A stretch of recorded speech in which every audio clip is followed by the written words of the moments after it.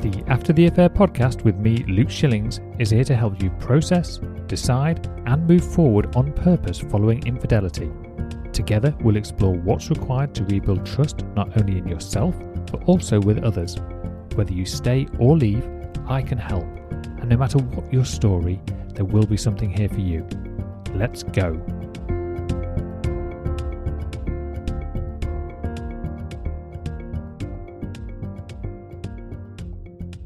Hello and welcome to the After the Affair podcast, episode number 24. Are you the jealous type? Jealousy can come from many sources, such as low self-esteem, a history of abandonment, or past experiences with betrayal. It can show up in different ways, depending on the person and the relationship, including feelings of insecurity, possessiveness, and suspicion. While some degree of jealousy may be healthy in a relationship, it can become problematic if it leads to controlling or abusive behaviour. Take Samantha and her husband John. They've been married for several years. They both have successful careers and a happy life together. One day, Samantha gets a promotion at work, and her job requires her to travel frequently. John becomes jealous of her success and feels threatened by her job. He starts to act distant and cold towards Samantha, which causes tension and arguments between them. Samantha becomes frustrated and feels like John just doesn't support her career. Their jealousy and lack of communication begin to damage their relationship. Before long, Samantha begins to receive attention from a work colleague. Over time, she starts to share some of her challenges she's facing in connecting with her husband like she used to. When the work colleague offers support and validation, combined with an obvious interest in Samantha, this becomes just the beginning of a slippery slope for Samantha and John's marriage. John, who already felt jealous, has inadvertently increased the disconnection between himself and his wife for no rational reason. It was simply because he wasn't secure enough in himself to allow Samantha to have some success. Unbeknown to him, his jealousy fueled the connection between Samantha and the new work colleague, without either himself or Samantha really being consciously aware of it. Now, depending on the future actions of Samantha, John might really have something to be jealous about. In relationships where betrayal has occurred, jealousy can be particularly challenging to manage. Infidelity in particular can be a major breach of trust and can leave the betrayed partner feeling hurt, angry, and insecure. Rebuilding trust after infidelity can take time. It can take commitment and a lot of hard work from both partners. One important step in overcoming jealousy and rebuilding trust after infidelity is to have an open and honest communication. Both partners need to feel willing and to be able to be willing to talk about their feelings, their fears, and their concerns in a completely non-judgmental way. This could be challenging as it requires vulnerability and a real willingness to listen to one another. However, it's essential for moving forward and rebuilding a healthy relationship. Professional help can also be a really helpful resource for couples who are struggling with jealousy and infidelity.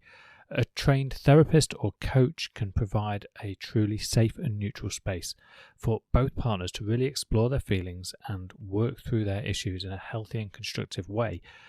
This is equally true for the individual as well. This doesn't always have to be done in a couple's setting, a couple's environment.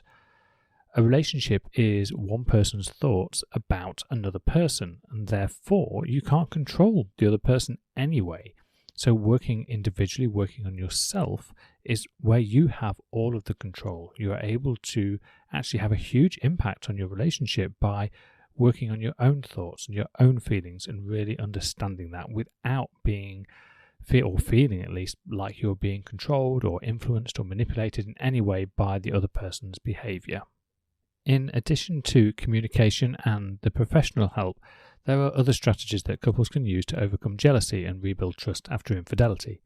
These may include setting clear boundaries and expectations, finding ways to reconnect emotionally with one another, and practicing forgiveness and compassion.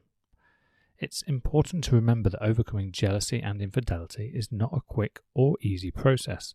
It takes time, patience, and a lot of hard work from both partners.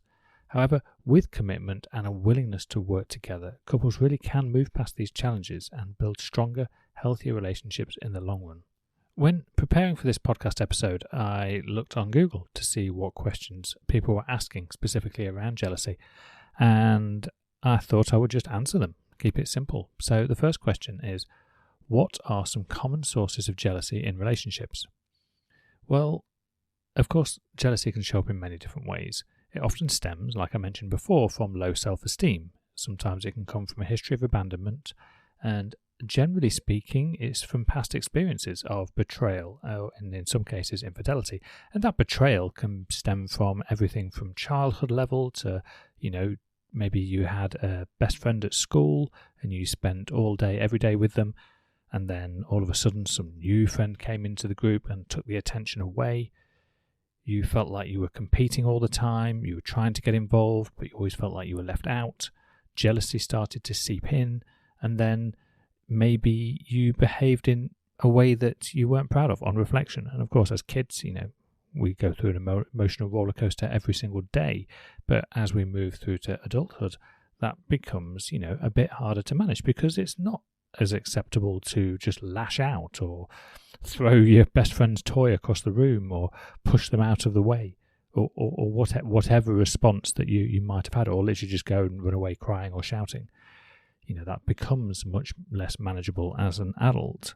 And then as we move to the adult relationships, then this again can be many different ways. So perhaps it's a sibling rivalry. Maybe one child feels like that they've always had the attention from their parents growing up. They've always had that silver spoon handed to them, where the other ones had to work hard, never been good enough, always felt like they've fallen short in some way, and there's nothing that they can do to compete. And this can lead to a real deep internal jealousy, because it's not something that they can escape. When you are, essentially blood linked, blood relative, then it's very hard to just turn your eye away from that one person and just remove that one person from your life without having a huge impact on your overall relationships with your family as a whole. Another example might be in the workplace. You maybe have a work colleague that's sort of on par with you in some respects, and maybe a new opening has come for a promotion, and you both apply for it, and one of you gets it and the other doesn't. Again, sort of quickly sparking some kind of jealousy. It creates like a separation between you and them in terms of how you see yourselves. It's almost like a status change in some respects. And I think that can really sort of manifest in those environments. And it's something I think we should all pay attention to, because the reality is that jealousy itself is just a thought. It's just a feeling. It's just an experience that we have. You can't really tie it down to any specific metric.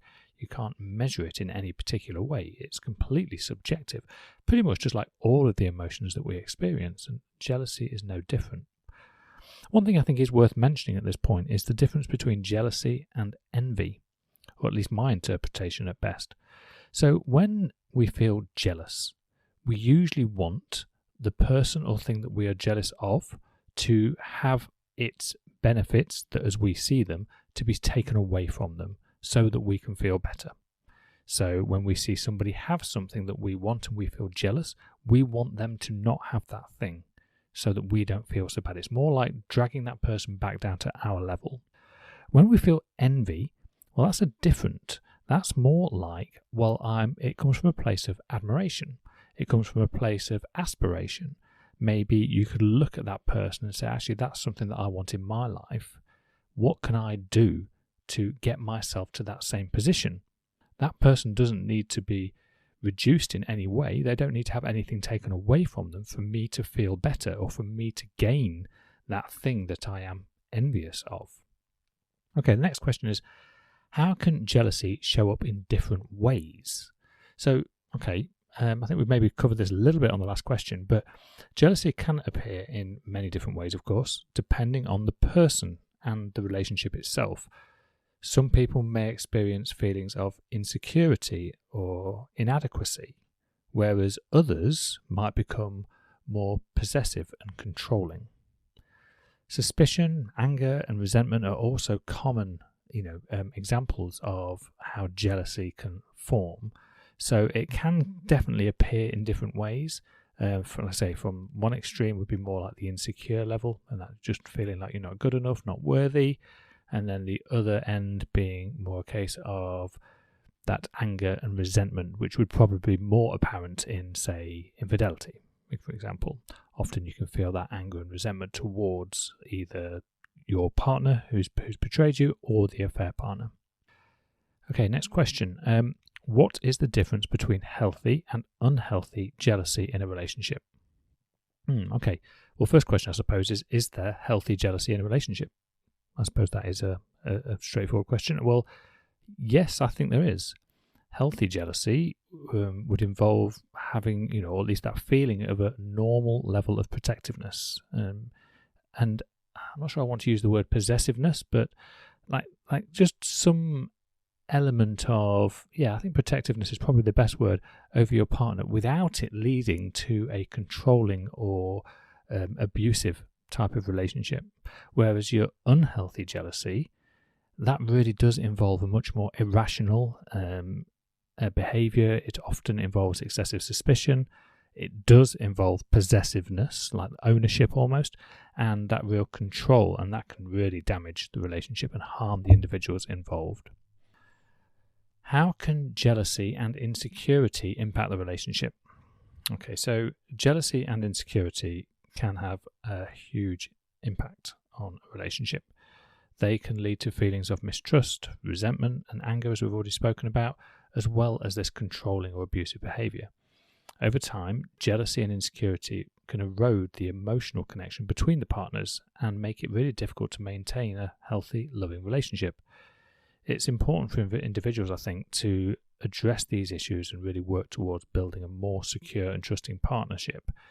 If this isn't acknowledged and worked on, it can only lead to a further degrading of the relationship. It will increase that disconnection and ultimately get to a place where the relationship can't be sustainable anymore. However, if some of these patterns are recognised early enough, then actually you can correct it and you can improve and often actually exceed your own expectations of what that relationship maybe had to offer.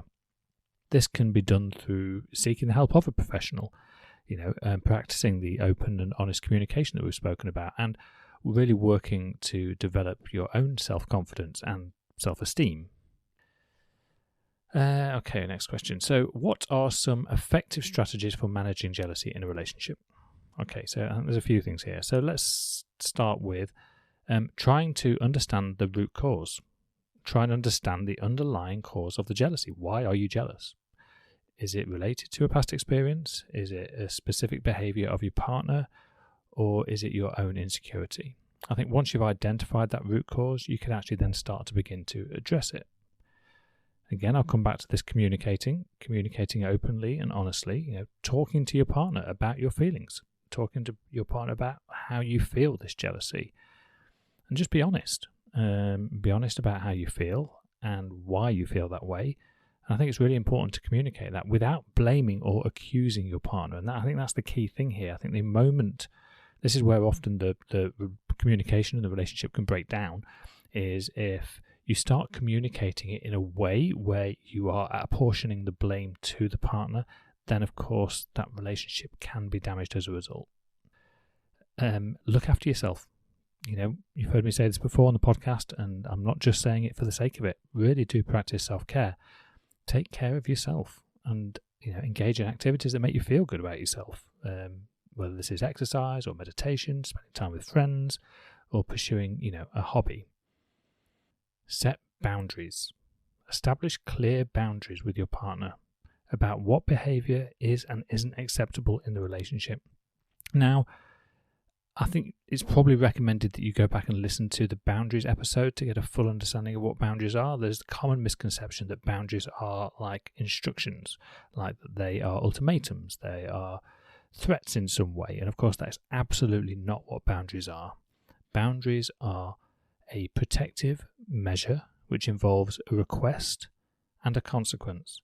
But they always come from a place of love, and it only affects you. It's to protect you to protect your emotional well-being, not the other person. The other person can still continue to do their behaviour, whatever that is. But you are taking actions to protect yourself if they continue that behaviour. Okay, next question then. So, how can a couple rebuild trust after infidelity? Okay, so in addition to everything that I've already mentioned, to rebuild trust, full responsibility should be taken on the behalf of the unfaithful spouse for their own actions. Genuine remorse should be shown, and if required, multiple apologies given. However, words only go so far. It's a rare human, including myself, that has never broken a promise that they've made to themselves. If we can all openly acknowledge that even with the best of intentions, poor choices are sometimes made, then we can offer some compassion for those who have betrayed us. Remember, this is not condoning or approving in any way. It just allows us to understand the position of the people we never thought capable of betraying us find themselves in, under the right or sometimes wrong circumstances. Transparency is crucial in helping the betrayed partner gain confidence in their unfaithful spouse so that they can be trusted again. Trust, of course, is subjective. It's a feeling. There are no specific metrics that you can use to establish how much you do or don't trust your partner, or anyone for that matter. Then you can practice patience. Rebuilding trust takes time and patience. It is important for both partners to be patient and understanding as they work through the difficult emotions and challenges that come with this process. Of course, this applies, we may have slipped a little bit over more into the trust element, rebuilding that trust after infidelity. But of course, we're also rebuilding trust after we felt jealousy, because that jealousy has come from some uncertainty about our partner's behaviour. It's come from some expectation that we think is going on in their lives, and we're now learning to trust ourselves, trust our own judgments, and trust the actions of our partner in such a way that actually we have no need to feel jealousy. So I think they're equally they match and work together very well. Okay, so that's everything I have for you today. Thank you ever so much for listening, as always. Once again, if you have not already downloaded my free First Steps guide for After the Affair, then please visit my website to do so. Join my weekly newsletter at lifecoachluke.com/subscribe, and I will talk to you next week.